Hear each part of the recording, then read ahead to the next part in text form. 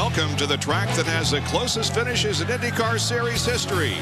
Chicagoland Speedway near Joliet, Illinois, and this is peak full qualifying for tomorrow night's peak Antifreeze and Motor Oil Indy 300. I'm Bob Jenkins with Jan Beekes and Robbie Buell up here in the booth. Down on pit lane, Jack Arute, Robbie Floyd, and Lindy Thaxton. Our first qualifier of the afternoon will be Jacques Lazier, who was a former pole sitter here at this racetrack and also a former winner. He won the inaugural event here in 2001.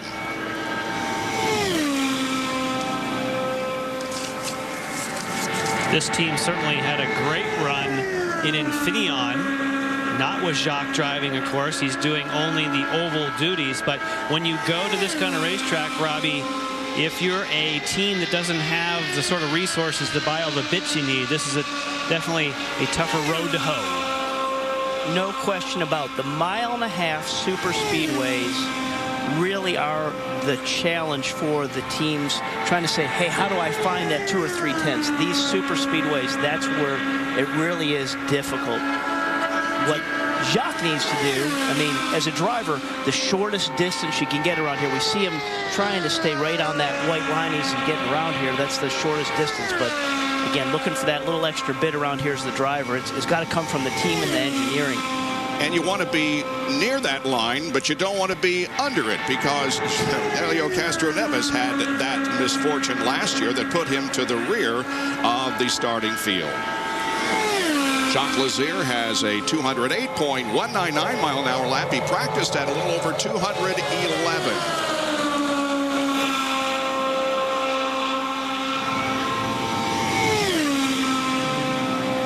Some good experience behind that Team 3G. You got Greg Beck as one of the owners. He's always put some great cars out at the Indianapolis Motor Speedway. And then as a crew chief slash engineer is Owen Snyder. Owens won the Speedway, spent a lot of time with Al Jr. You know, some very capable guys calling the shots behind Jacques. White flag comes out, and the third lap was 208.5. Lap number 4 was 208.4 miles an hour. Next out will be the guy who came very, very close to winning his very first IndyCar Series event. It happened on the 1st of August. You've got to be impressed with Ed Carpenter. Duking it out with Team Penske. Briscoe inches ahead. Carpenter will not give up. And Briscoe doesn't have any overtake button, pushes left. Carpenter has 2. And they come down to get the white flag. One more lap to go. Wheel to wheel through the corners. They come off of 4 at the line. It's going to be Briscoe. What a story for Ed Carpenter. Best ever for this team. Ed Carpenter gets the Menard-sponsored car up to speed here. He was 12th in practice at 215.540 miles an hour. He, of course, has done very, very well on the mile-and-a-half ovals this year. His best starts have been on the ovals. He was 10th both at Kansas and at Texas. On-board shot with Ed. I was talking to Ed a little bit this morning, Jan, and he was saying, I think I have a good race car. And when we watched this morning, we thought he did have a pretty good race car the way he was moving around there. But he said for qualifying, he has no idea where his lap average by himself, where he's going to stack up in that field, because everybody's getting the toes in practice, and you don't know really where you stand when you're out there by yourself. 213.3 his first run around, and like you say, Robbie, 2, 3, maybe even 4 miles an hour of a toe can you get when you're in a big group. But having a good race car underneath you at a place like this, that is the key. So if he thinks it's good race conditions, you can move. We've seen him move from the back before. Second lap is just a little slower than the first, 213.244. Just to give you an indication of what we are going to see tomorrow night. During the practice period, and we've only had one earlier today, we had cars running side by side and nose to tail in groups, and it promises to be, as it usually is here at Chicagoland, a very exciting race. And nobody is going to check out. And we talk about downforce packages on these race cars. This racetrack, you probably don't need as much dependence on downforce of the cars, because the track's going to help you more than what we did see at Kentucky. Third lap was his best, 2:13.378. Very consistent laps for Ed Carpenter. Here's the checkered flag, and we have the second qualifier. Making his run, 213.349, and the average for Ed Carpenter for 4 laps is 213.331. Let's go down to Lindy. For the first time in his IndyCar Series career, Ryan Briscoe is in this championship hunt. He leads by just 4 points. So how has Chicago treated him? Well, this is where he earned his first IndyCar Series pole on an oval. Last year, he finished 3rd. This morning, he ran 2nd fastest in practice. And Roger Penske says, we came in here with the lead, and we better leave with it. Well, man, back in 2007, had a 3-point advantage over Scott Dixon. It was Dario Franchitti going into the final race here at Chicagoland. But that 2007 race, he had to win. But when going into that last turn, Scott Dixon was in front of him, ran out of fuel. Dario Franchitti not only took the race victory, but also the championship. When I asked him, are you going to try and reflect back to those positive thoughts? He said, no, that was then, this is now. And just like his team told me 2 races ago, Dario has flipped a switch in his head. He is all business right now. I don't think you'll see many smiles out of the number 10 LifeLock machine until after Homestead, and he's taking the championship, Jack. And as Tony Kanaan comes down to take his qualifying effort, you're talking about Scott Dixon. Scott Dixon has been part of the championship story for the last couple of years. But Scott Dixon comes to this race in a very uncharacteristic position, trailing 2 drivers, not 1 driver. And now, with time running out, at least in terms of the number of races, Scott Dixon has to have a picture-perfect day, not only today, but in Motegi, Japan, and in Homestead, if he hopes to repeat as a champion. Thus far, it looks pretty good for Tony Kanaan, guys. 214.507 on lap number 1. Don't often see TK in a car other than a green and white one, but Oscar Mayer Big Bite is on the side pod this week, and so the car is orange and white.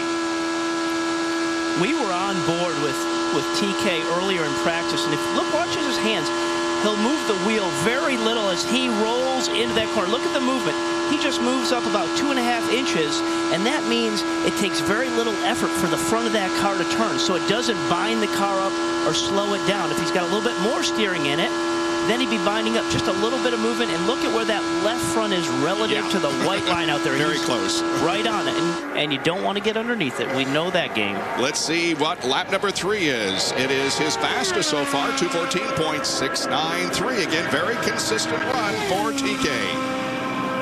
I did run across TK. He was sitting in his trailer after practice this morning, and he seemed pretty happy. We haven't seen that happy-go-lucky feel from him, but the last couple weekends he's got it going on, and he definitely had it today. He said in Sonoma that the team had to switch gears, that they have spent so much time playing as a catch-up team that now that they're running near the front, they made too big of changes. So they have to learn, hey, wait a minute, now that we've got a handle on it, we can't make these giant changes like in diffs and things like that. It has to be little small wing changes. 4th lap was his quickest. The average speed for Tony Kanaan, 214.661. He's on the provisional pole. But we have a lot more qualifying to come, including the driver who is now 3rd in the championship points, Scott Dixon. More qualifying in a moment.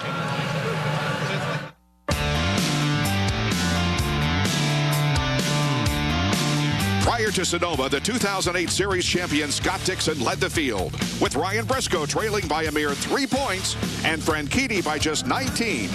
But pole sitter Dario found his perfect weekend by leading every lap, followed by runner-up Ryan Briscoe.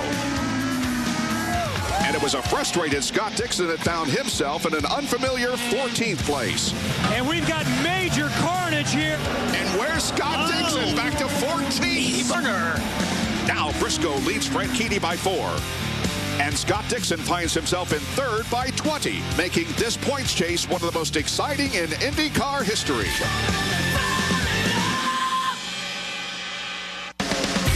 I've driven a lot of different cars, but 2 things never change. No one demands more from their car than me, and nothing protects under the hood better than Peak. Peak Long Life Antifreeze is formulated with an advanced organic technology to protect any engine of any make, any model, anytime. If you can drive it, Peak can protect it. And when I drive it, it better perform. Peak Long Life Antifreeze. When you peak, you win. Yeah, we know. You missed it because you were busy tweeting. Trouble for Danica Patrick, hard into the tire barrier. Or you and your buddies totally almost decided to go to a race one time. Elio wins it. Then didn't. Well, this is IndyCar Series Championship Weekend. The ultimate destination with 3 races, celebrities, a concert, beaches, parties, nightlife, fireworks, glitz, glamour, fun, sun. And no more lame excuses. See you in Miami.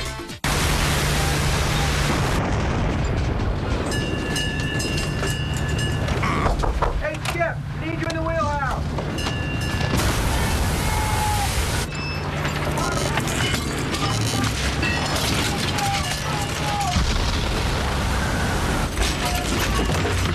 Tenacious grip, no matter the conditions. Firehawk tires with Unity technology, only from Firestone. 3 races left, and they're all on Versus. Live Saturday at 9. We know the roar of the cannons and the ring of the bell, but we don't know what will happen when the Cowboys face the top-ranked Longhorns, or when the Seminoles meet the Cougars. And neither do you. Texas at Wyoming, Florida State at BYU, college football on Versus. Versus, home to the best hunting shows on TV. IndyCar qualifying on Versus is presented by Peak Performance Products. When you peak, you win. And we are qualifying for tomorrow night's Peak Antifreeze and Motor Oil Indy 300 here at Chicagoland Speedway. While we were away, Justin Wilson turned in his 4-lap average. It's good enough for 4th fastest at the moment, 213.011 miles an hour. Then Mario Moraes went out, and he's turned in the 2nd quickest, 214.003, varying just about 11 thousandths of a second. And Milka Duno was the most recent to qualify at 211.465. She is 5th fastest of the 6 so far. Rafa Matos is on the racetrack right now in the number 2 car for Lusso Dragon Racing. Was 14th fastest in practice. This is his first start in an IndyCar at Chicagoland Speedway.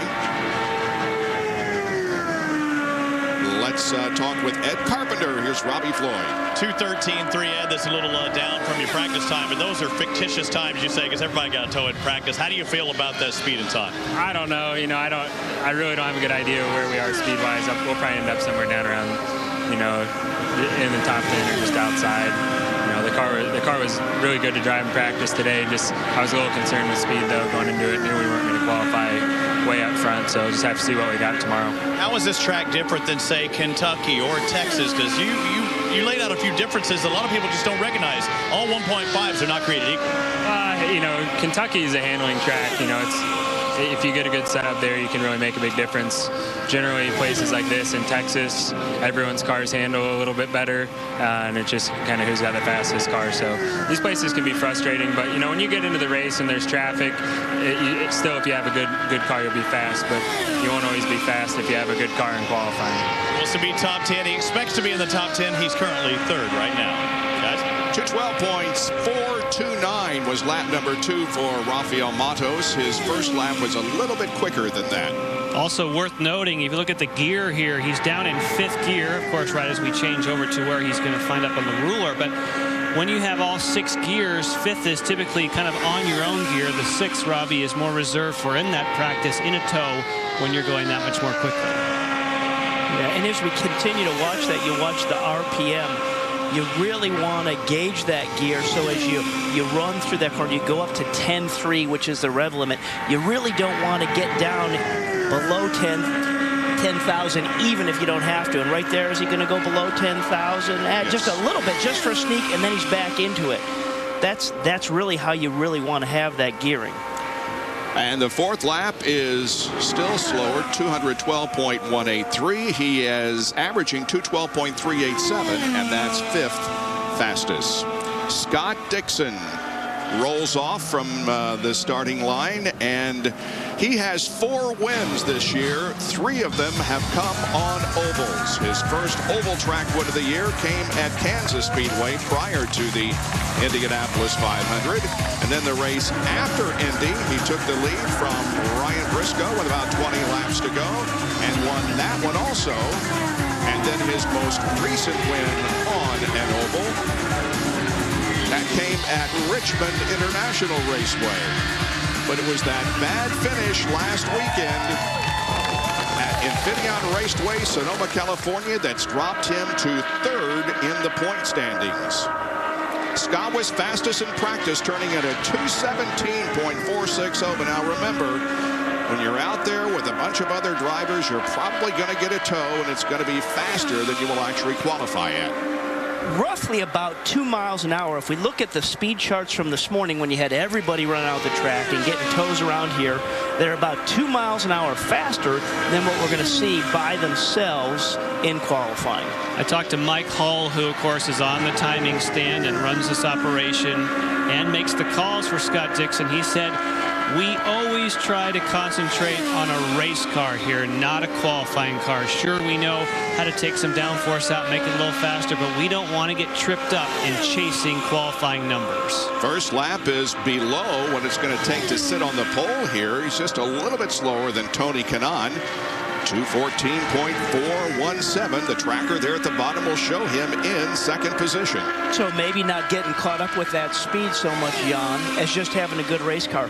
But do you guys think there's anything, I remember Dixon saying a couple things as we're going into these last 3 races, saying, hey, I don't want to be the guy being chased. I want to be the chaser, and he drops back 20 points. So now he absolutely is chasing. Do you think there's anything to that? I mean, did Mike Hull give you anything when you saw him this morning on that? Now, we know that Dixon certainly has said there's a difference, and Kanaan knows how close it is. But I tell you, when I saw him just casually in the trailer, he yelled at me when I walked by. I didn't have to go to him. So he's definitely back in a happy-go-lucky mode. And just there, him kind of giving us a big face, staring at the monitor. He's still okay. That 3rd lap was 2:14.554. TK, let's see what his reaction is when Scott completes the run. Here's the 4th lap. And it is not good enough. 2:14.470. He's 2nd quick. 2:14.494 for a 4-lap average. And TK is still on the provisional pole. We'll be back with more from Chicagoland Speedway in Joliet, Illinois. Dario Franchitti among those yet to qualify. Stay with us.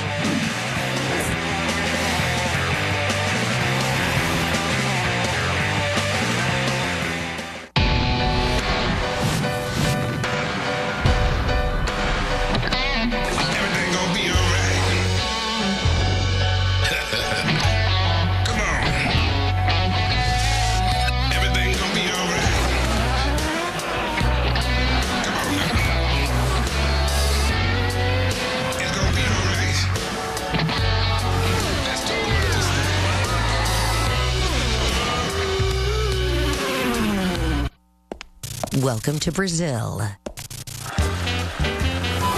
Food and wine. Furniture. Jewelry. Technology. Biofuels. I'm Tony Kanaan. Experience the energy of my Brazil.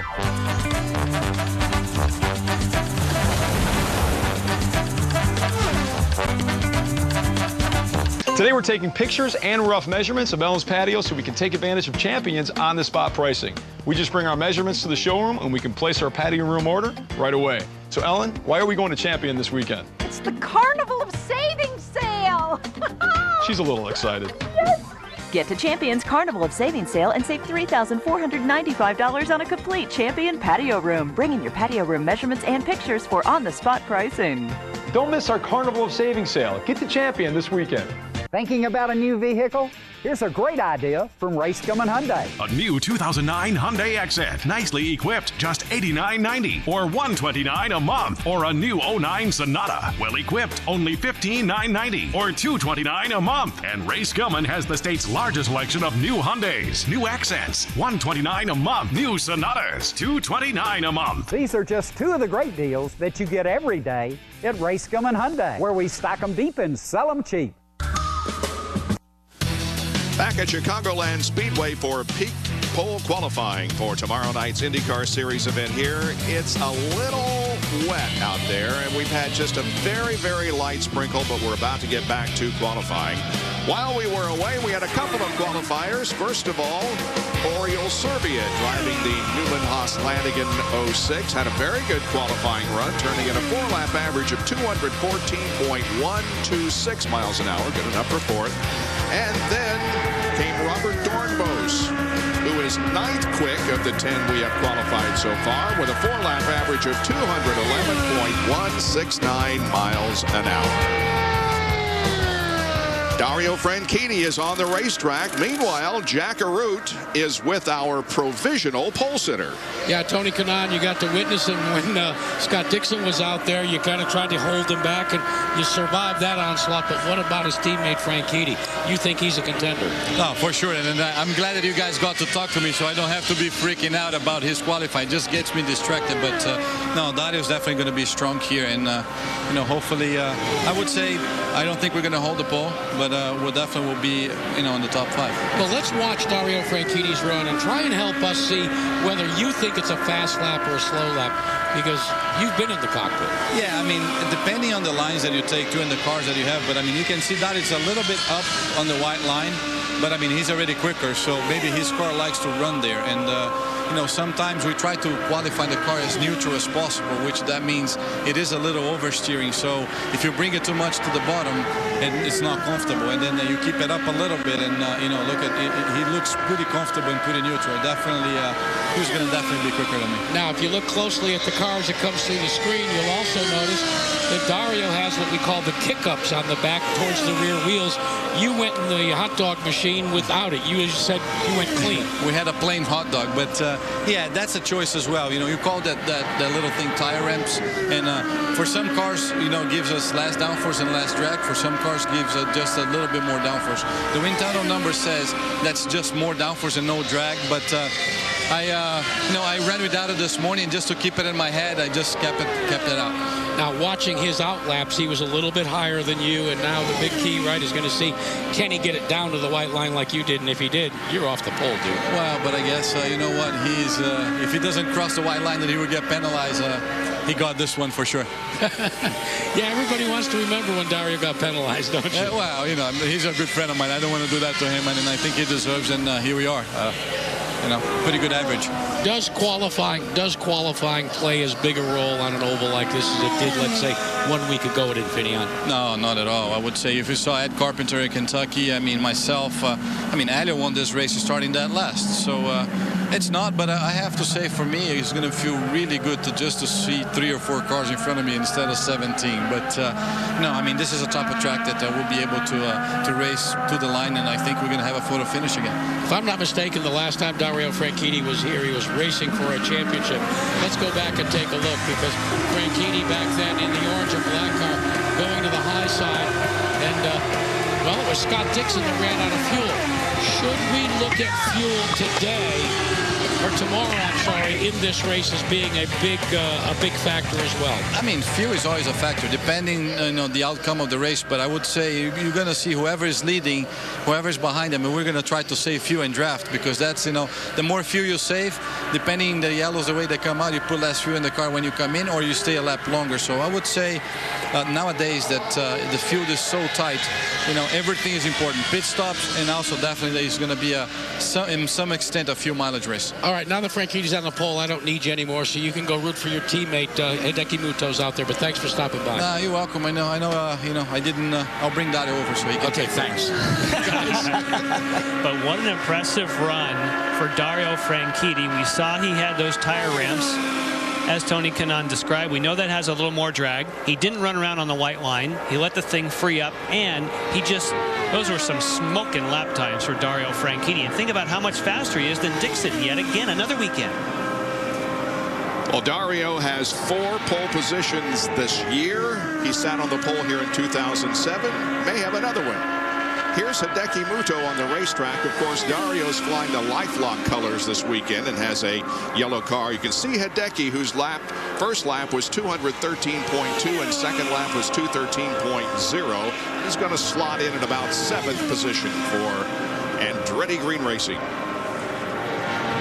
You know, we talk about that kick-up or that tire ramp, and Jan, you're just saying about the drag. It really only generates about 4 pounds of drag. It's giving you probably 80 pounds of downforce, but the drag number is not that much. 4 pounds is not that much on the scale of the downforce that these cars produce, but it's just the subtlest of things, and it's the whole package. Don't think that just because you whack on the kick-ups or the extensions, it's still how the whole chassis works in terms of ride heights and everything else they got on the cars that we don't know about up here. And the Andretti Green setup, you heard Tony talk about how important with that setup here for Hideki Muto it is to stay close to the line. Dario Franchitti obviously had a little different setup that he could run higher, and that was the way to go. And sometimes that's good. You let the car have its head. He is 7th quick, 213.256 4-lap average. Let's talk to Scott Dixon. Here's Lindy. Scott, 2 seems to be your number here. Right after your run, you were P2. You've started second twice. You finished second 4 times. How do you get over that hump tomorrow? Yeah, I don't know. We'll definitely be trying to accomplish that. I think we've had some great pivotal roles here. Obviously, when it used to be the last race in the championship. So, you know, we've had some good days here and some pretty tragic ones. So, you know, hopefully we can get over that hump and get a win for Team Target. But, you know, more importantly, I think the both of us need to have a really good day here tomorrow, especially to try and gain on Ryan Briscoe on the Team Penske. And Robbie Floyd is with your teammate, Robbie. 2:14.97. Dario Franchitti already with 2 oval pole positions this year. Do you think this is going to hold on? Yeah, I don't know. We could have had 3, but I crossed the white line in Kansas. We're not going to bring that up. You know, Tony, TK, Jack, they're all talking about it. Get that out of your head. I'm still thinking about that one. No, the LifeLock car was good. Qualifying here, we don't really do that much. Just try not to scrub speed. But the Target guy's done a good job with this car, and hopefully it's fast enough. TK was watching your run, and he noticed how you were up the white line a little bit. He said your car must look like it wants to run there. Was that the case? Yeah, that was the line that was definitely the freest. It just let it go kind of where it wanted to go. But it was very nice balance in the car, and yeah, we'll see if it hangs on. All right, good job, bud. Guys? All right, Dan Weldon's on the racetrack, a 2-time winner here. He put together back-to-back wins in 2005 and 2006. First lap of qualifying is 213.895, 6th fastest. And looking there at Weldon's car, he is running the kickups. He doesn't have the extensions on, so he has the one component of the kickups on there right now. Well, check out that steering graphic. I know it's relative to the type of steering ratio you're running and so on, but that's more bars that we've seen. If you watch the car as it gets in the middle of the corner, that's a lot of bars over to the left. And you heard, and Tony Kanaan was actually telling us during the break that so much of your speed is determined by how much you turn the wheel. The more you turn the wheel, obviously you scrub speed. At least by that graphic, that doesn't look good for Dan. And knowing Dan's style, he's a driver that likes to drive off that right rear. So the rear does a lot of the turning and very little from the hands. And that doesn't correlate to what you're pointing out, Jan, here of look at how many blue bars are popping up in that steering trace. Weldon headed for the checkered flag in the National Guard car from Panther Racing.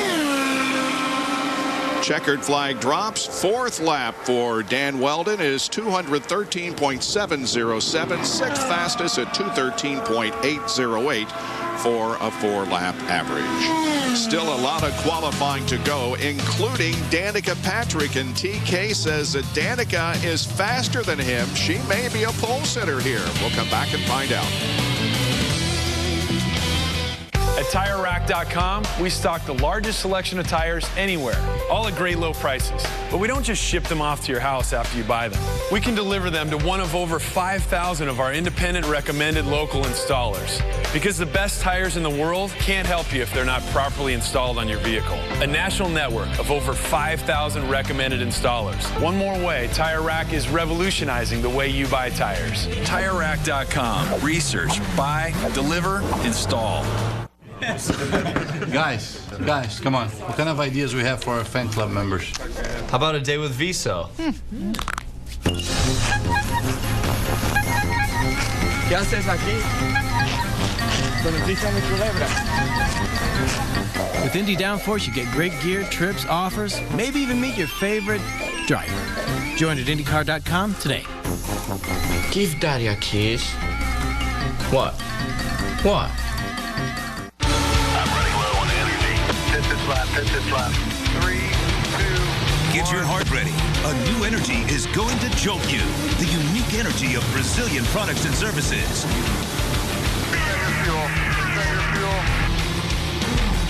Watch me.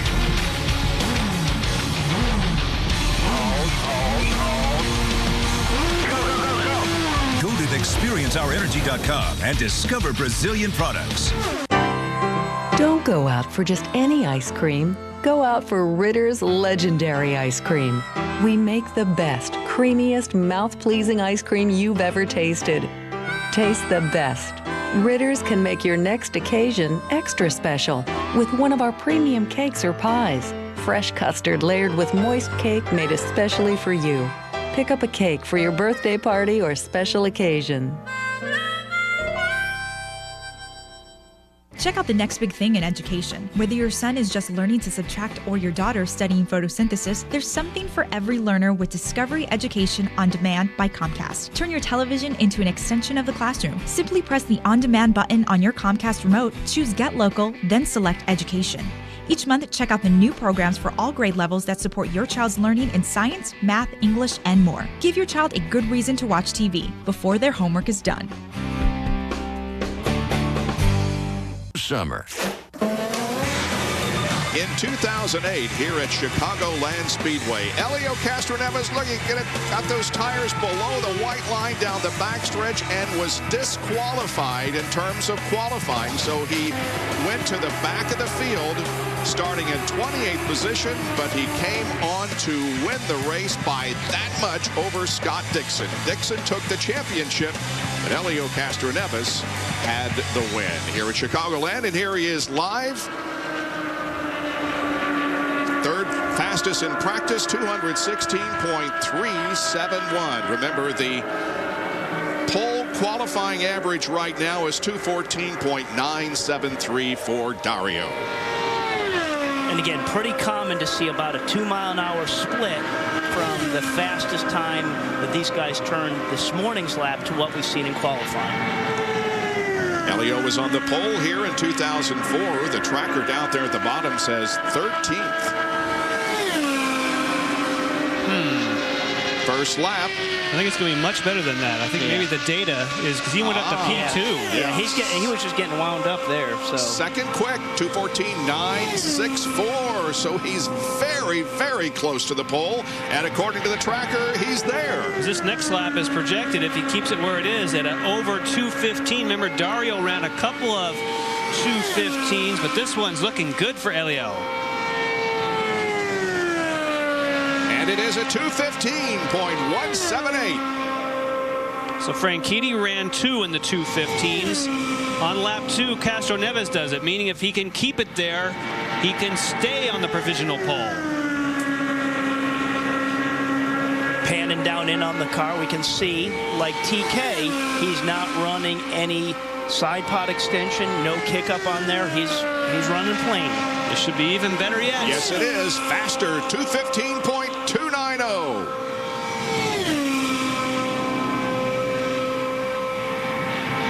Right on that white line, but not below it this time as Helio takes the car into turn number 3, about to complete his 4-lap run, which probably is going to put him on the pole position. Here's the checkered flag.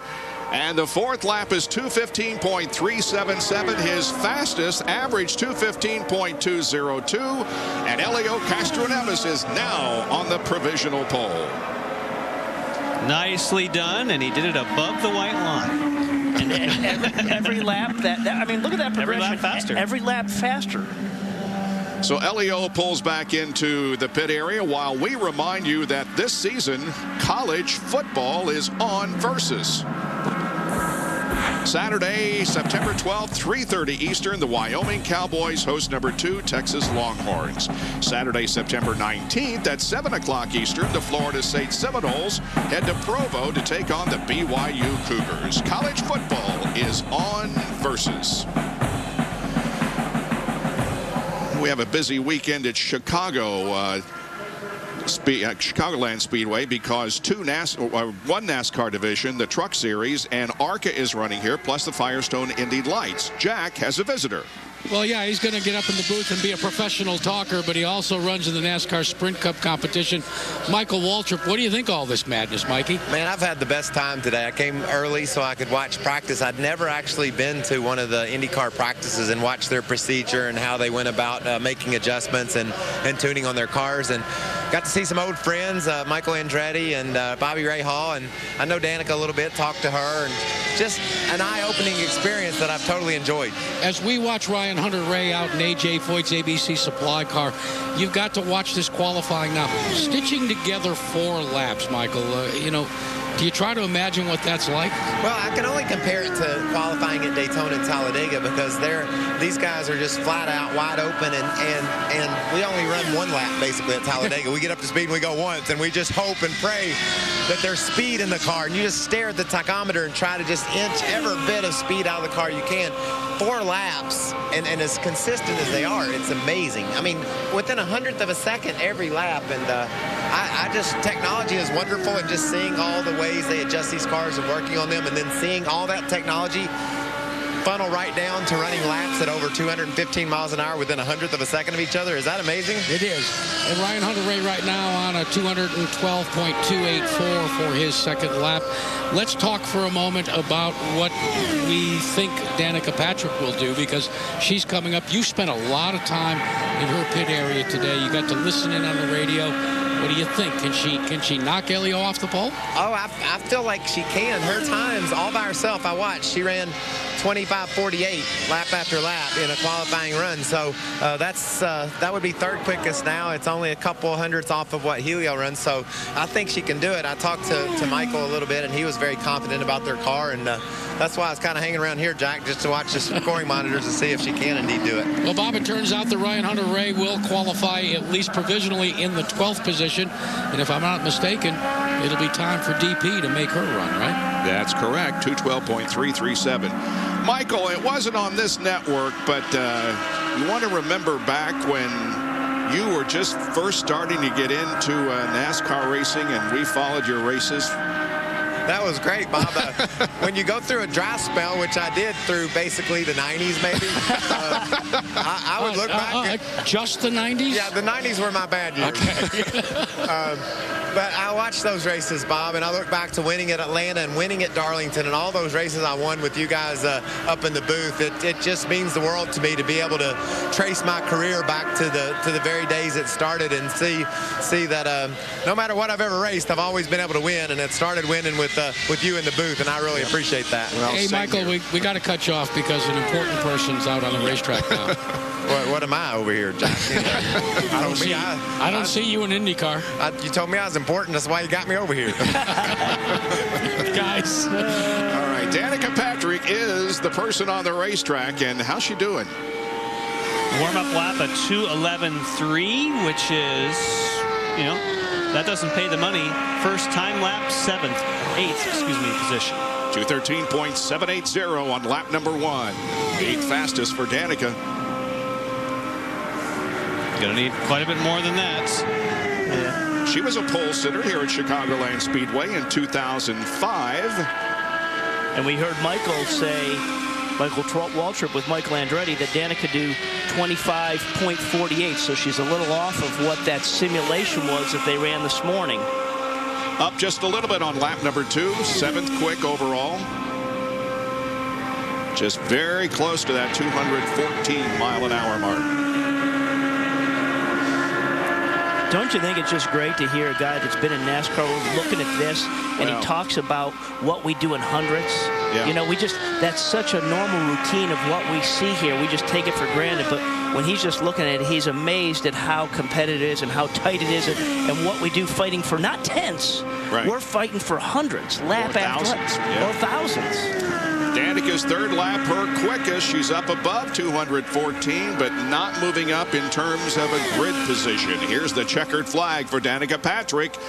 And lap number 4 is 214.379, her fastest, but she is 7th overall, 214.104. In our pre-race tomorrow, Jack Arute will conduct one of his famous In Color segments with Danica Patrick. That's tomorrow on our pre-race. You're tired of it, of you giving the tour of your trophy case. And what's the one thing missing from this room? Is the Indianapolis 500 trophy. That's my goal. And it still is? Yeah, it still is, yeah. Gotten close a couple times. Do you think the average race fan knows really who Danica Patrick is? I'm pretty normal. I mean, I love to cook and travel, and I don't mind cleaning up the house every now and again, or scooping our dog's crap out of the yard. I mean, it's all part of the process.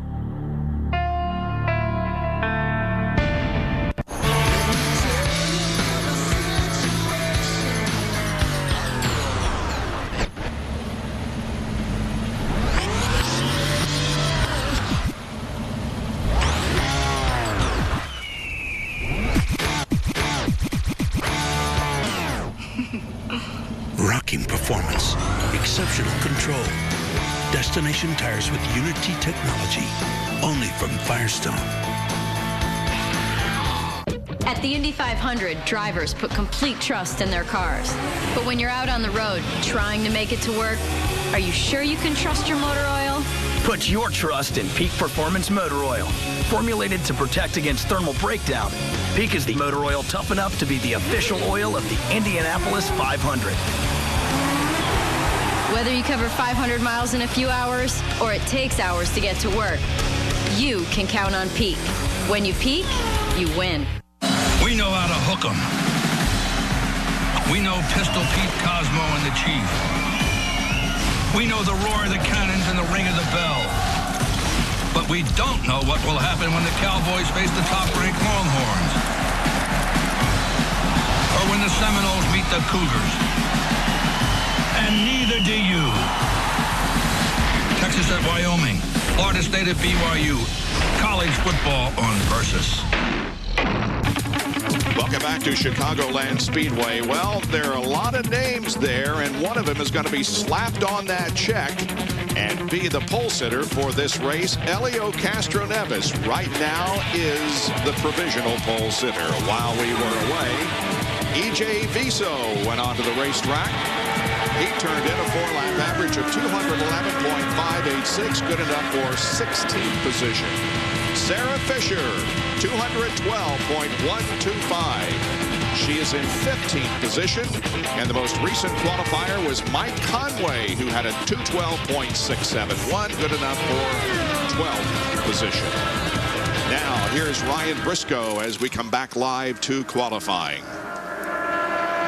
There are the pole winners on ovals, with Franchitti having won 2 and Elio 2.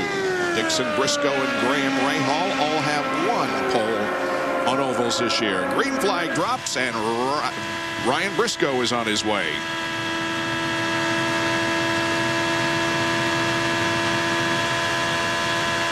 His warm-up lap not quite as quick as some of the others, but again, that doesn't pay any money. You know, as we're just riding along board, I'm just listening to the tone of that motor, the harmonics. Once you go into the corner, here he's rolling down the straightaway. Yeah.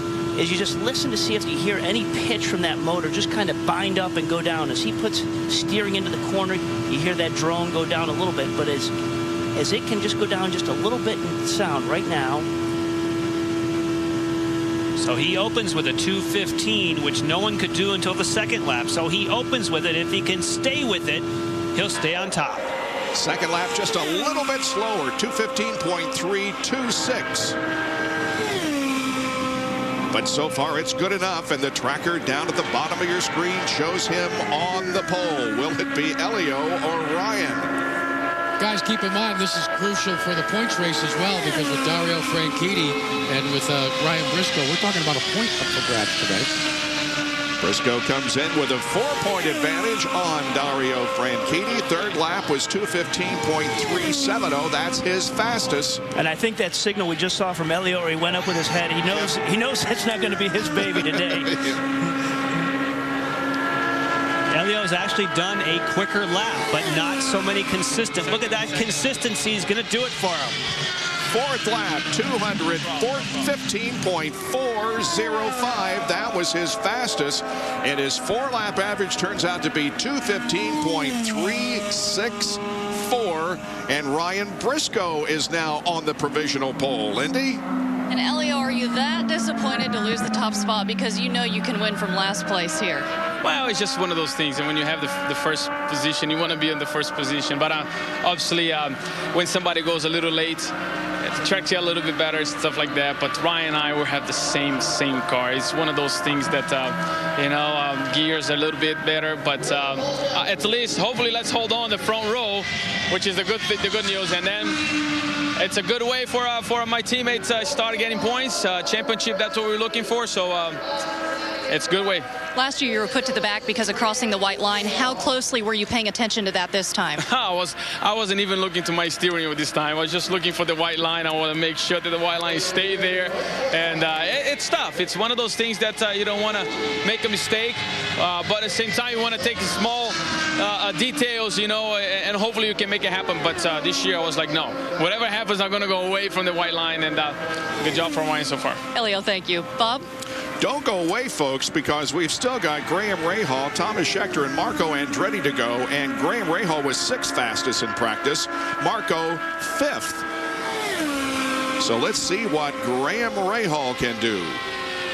Rahal was on the pole at Kansas City. Kansas City, another 1.5-mile super speedway. Different tendencies in this track, but very similar. 214.473 on lap 1, 6th best.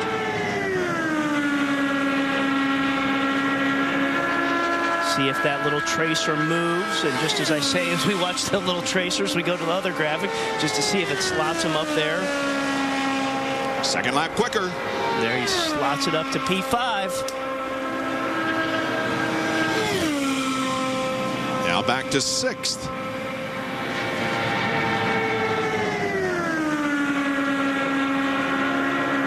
This is the car that they worked so hard over the winter to up their game on the ovals. They've definitely upped their game, and he's in the ballpark. 214.581 on the third lap. His fastest of the 3. Running right on that white line.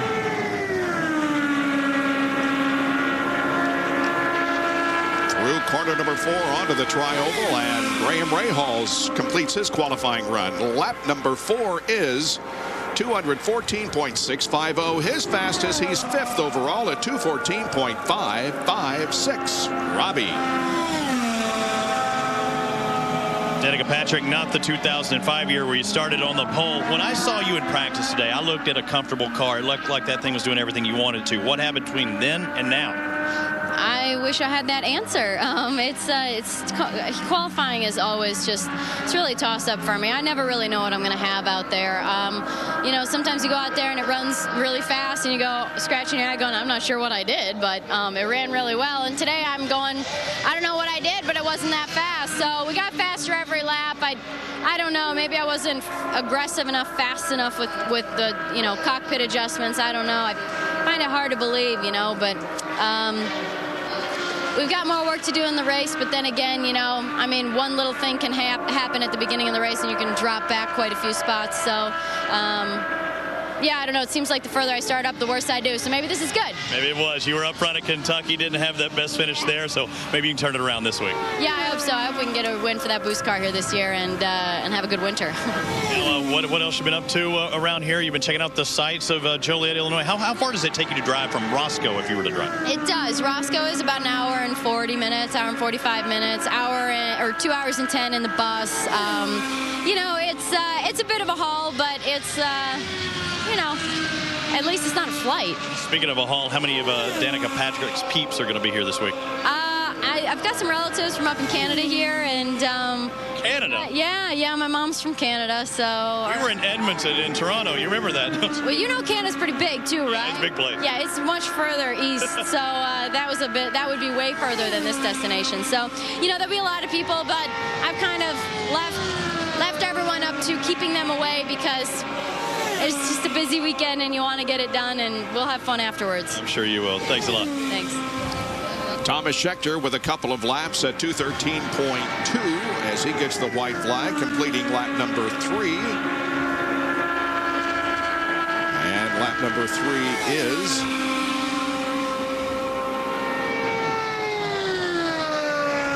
2:13.257.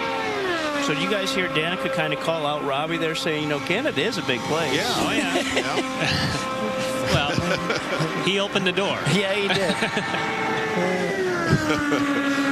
Tracker shows Thomas Schechter in 13th in the Montevideo sponsored car. And here's lap number 4 for Thomas. One more qualifier to go, 2:13.160. And he is 13th fastest with a 2:13.218. Marco Andretti is coming up. Let's talk to Graham Rahal. Indy? Graham, do you feel like you have a good car, but maybe you just don't have the speed? Yeah, I mean, the McDonald's cars felt good, all day, and especially in traffic this morning. I just kind of expected when we were going to go do our qualifying run, I thought it was going to be a little bit quicker than that. But, still to be fifth, I can't complain about it. As of right now, we only have one guy to go here, Marco, so we'll see where he ends up. But fifth or sixth, we'll take it. I mean, we've been, the guys have worked awfully hard. We've had the McDonald's car up front all year. We just got to get that race figured out and mastered tomorrow. And as I said, our car's good in the traffic, so hopefully it'll work out for us. Bob? All right, that's Graham Rahal, and now we turn our attention to the racetrack and Marco Andretti, who is coming off his best start this year, 4th at Sonoma last Sunday. He was 5th overall in practice with a lap of 2:16.226.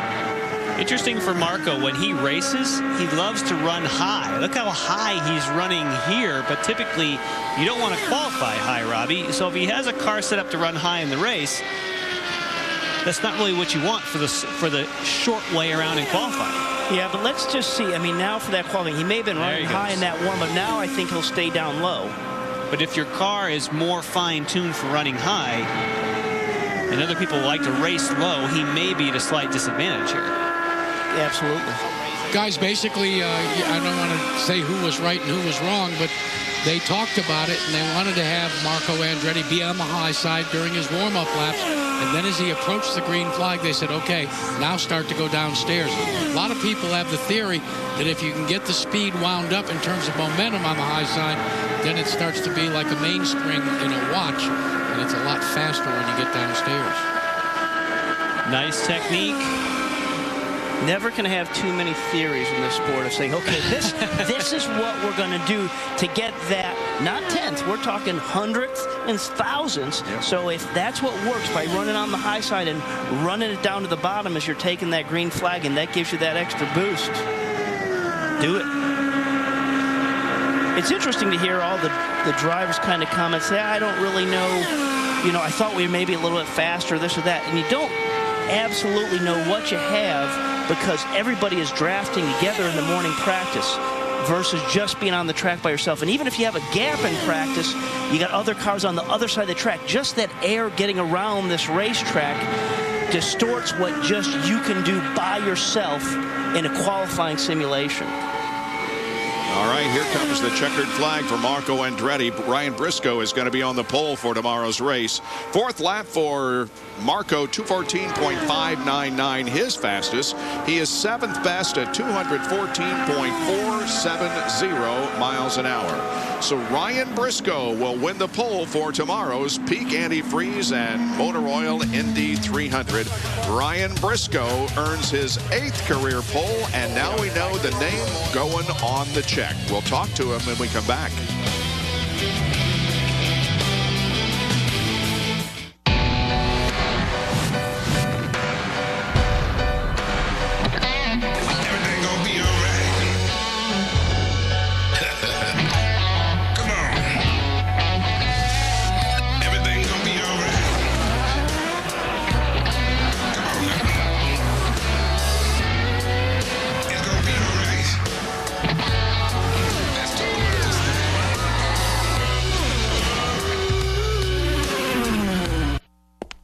Welcome to Brazil.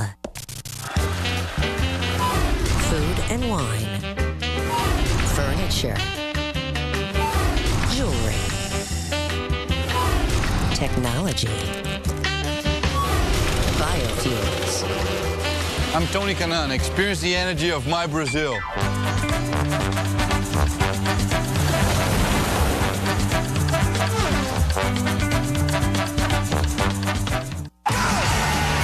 3 races left, and they're all on Versus. The race for the championship surges to its fiery conclusion. The battle for the top spot could not be much tighter. The race for the championship is on Versus. Live Saturday at 9. Guys, we need to talk. I know we're back at school now, but you're going a little overboard with the new phones. Yeah. Mom, just because we're Facebook friends does not mean you can write I love you all over my wall. You know, other people can see that. Dad, cool it with the Twitter updates, okay? I'm sitting on the patio. I know you're sitting on the patio.